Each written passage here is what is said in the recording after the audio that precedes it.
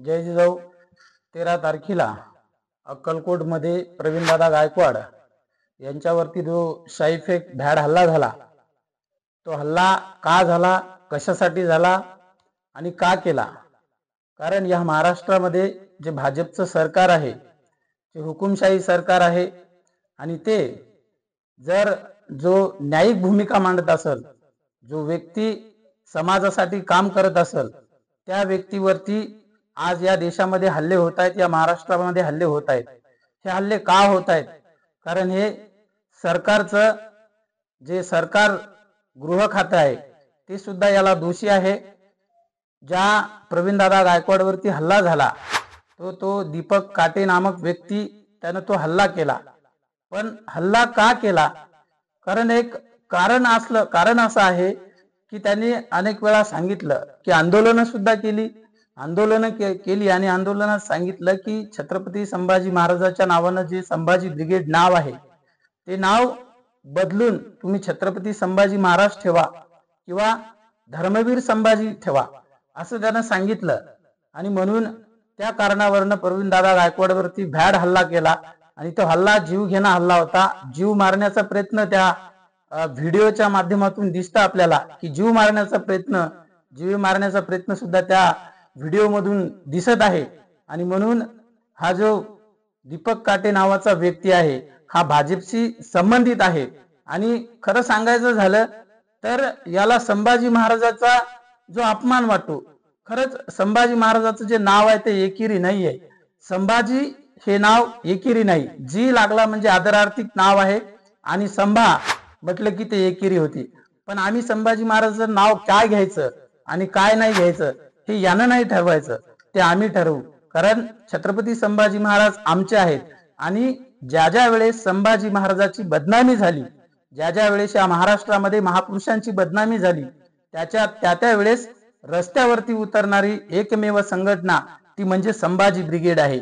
आणि ज्या वेळेस राहुल सोलापूरकरनं छत्रपती शिवाजी महाराजाची बदनामी केली आणि छत्रपती शिवाजी महाराजाची बदनामी करत असताना आज त्यांनी प्रवीणदादावरती हल्ला केला तो दीपक काटे, तो त्यावेळेस कुठल्या बिळात जाऊन बसला होता? का त्याला त्यावेळेस राग आला नाही संभाजी महाराजाची बदनामी केल्याचा? ज्यावेळेस आपला प्रशांत कोरटकर नावाचा जो व्यक्ती आहे त्या व्यक्तीने सुद्धा अत्यंत खालच्या भाषेमध्ये छत्रपती संभाजी महाराज असतील, छत्रपती शिवाजी महाराज असतील, आमच्या महापुरुषांची बदनामी केली. त्यावेळेस हा दीपक काटे कुठल्या बिळात जाऊन बसतो? त्यावेळेस का नाही याला आमच्या महापुरुषांचा सन्मान करावासा वाटत? का तो काय त्याचा बाप लागतो का?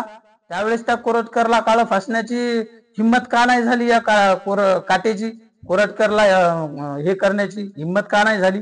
अजून तो प्रशांत छिंदम त्यांनी एवढ्या घाण शब्दामध्ये छत्रपती शिवाजी महाराजांची बदनामी केली होती आणि सगळे भाजपशी संबंधित आहेत, म्हणून यांची हिंमत होत नाही का? मग भाजपचा जर असला तर त्याला तुम्ही काहीच बोलणार नाही. आम्ही तर आजपर्यंत संभाजी ब्रिगेड सारखे जे या देशामध्ये संघटना पक्ष आहे त्यांनी महापुरुषांचा सन्मान करण्यासाठीच या देशामध्ये संभाजी ब्रिगेडचा उगम झालेला आहे. जेम्स लेनच्या प्रकरणात सुद्धा ज्यावेळेस जेम्स लेननं छत्रपती शिवाजी महाराजांचा बाप बदलण्याचा जो प्रकार केला होता, Hindu king Islamic in India, त्या पुस्तकामधून छत्रपती शिवाजी महाराजांची मासाहेब जिजाऊंची बदनामी झाली. त्यावेळेस या लोकांच्या भावना दुखावल्या नाही आणि काही कारण नसताना आमच्या नेत्यांना, जे पुरोगामी विचार मांडणारे लोक आहेत त्या लोकांवरती हल्ला करण्याची यांची परंपरा राहिलेली आहे. म्हणून यांना सांगायचं आहे की संभाजी ब्रिगेड ही आज्ञामोहळ आहे आणि संभाजी ब्रिगेड याचा धडा शिकवल्याशिवाय तुम्हाला राहणार नाही. या देशाचे कृषी मंत्री आहेत माणिकराव कोकाटे, त्यांचा काल एक व्हिडिओ व्हायरल झाला आणि तो व्हिडिओ ज्या रम्मी खेळताना तो व्हिडिओ त्या संसदेमध्ये दिसला आणि तो व्हिडिओ व्हायरल झाला आणि लोकांनी त्याच्यावरती आक्षेप घेतला. पण का घेऊ नये आक्षेप लोकांनी?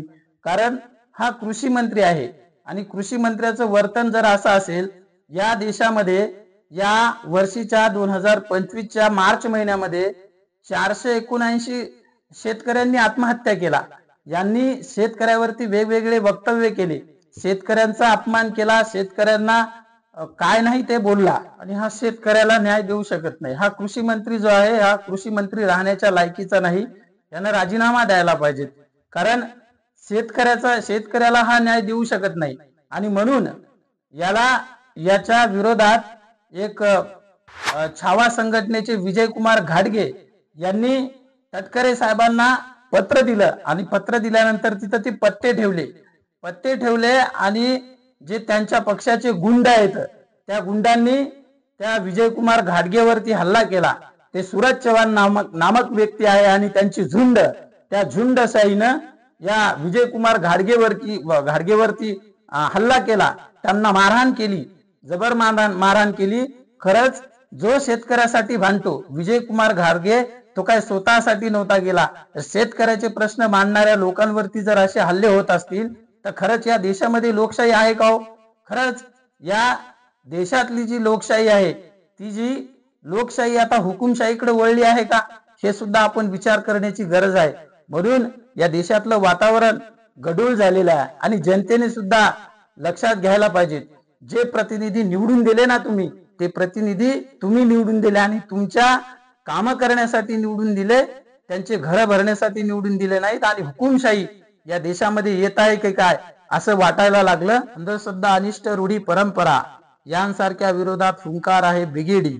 लाल, भगवा, निळा, पिवळा, हिरवा रंग व जातीपातीचे लक्तरे वेशीवर टांगून बनलो आम्ही एक विचारी. अरे फेकाल शाही आमच्या अंगावरती, पण मिटेल ब्रिगेडी विचारधारा. त्या भिडेच्या किडेच्या शाहीत दम नाही. करता नेहमीच बहुजनांच्या महामानवांचा अपमान तुम्ही, आता तुमची खैर नाही. प्रवीणदादा गायकवाडवरती त्या काटेंनी केलेला हल्ला म्हणजेच पुरोगामी विचारधारेवरती बामणी विचारधारेची खणखणीत चपराक आहे. बहुजना, आता जर झोपलास तू तर तुझे अस्तित्व धोक्यात आहे. ब्रिगेडी विचारधारेंनी आता पेटले पाहिजे, आणि खूप झाली सहनशीलता. आता आपण बामणी विचारधारा बाळगणाऱ्याला ठोकले पाहिजेत. आमचा वारसा संघर्षाचा आहे. धन्यवाद. जय जिजाऊ, जय शिवराय.